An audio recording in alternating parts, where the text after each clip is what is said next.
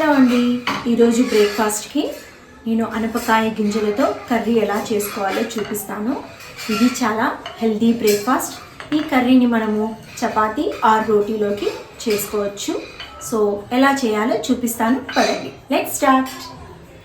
ముందుగా అనపకాయ గింజలను తీసుకొని శుభ్రంగా కడిగి ఒక 3 అవర్స్ నానబెట్టుకోవాలి. తర్వాత కుక్కర్లో వేసుకొని కొద్దిగా సాల్ట్ వేసి ఒక చిన్న గ్లాస్ వాటర్ వేసుకొని 3 విజిల్స్ వచ్చే వరకు ఉడికించుకోవాలి. ఇప్పుడు స్టవ్ ఆన్ చేసి కుక్కర్ పెట్టుకొని ఒక 2 టేబుల్ స్పూన్స్ ఆయిల్ వేసి ఆయిల్ హీట్ అయిన తర్వాత జీలకర్ర ఆవాలు వేసి తర్వాత సన్నగా కట్ చేసి పెట్టుకున్న ఉల్లిపాయ ముక్కలు కొద్దిగా కరివేపాకు వేసి బాగా ఫ్రై చేసుకోవాలి. తర్వాత ఒక టేబుల్ స్పూన్ అల్లం వెల్లుల్లి పేస్ట్ కూడా యాడ్ చేసుకోవాలి. తర్వాత సన్నగా కట్ చేసి పెట్టుకున్న టమాటా ముక్కలు తీసుకొని యాడ్ చేసుకోవాలి. అవి బాగా ఫ్రై అయిన తర్వాత పచ్చిమిర్చి పేస్ట్ యాడ్ చేసుకొని కలుపుకోవాలి. తర్వాత ఇప్పుడు కొద్దిగా పసుపు, రుచికి సరిపడా సాల్ట్, కొద్దిగా ధనియా పౌడర్, గరం మసాలా వేసుకొని యాడ్ చేసుకోవాలి.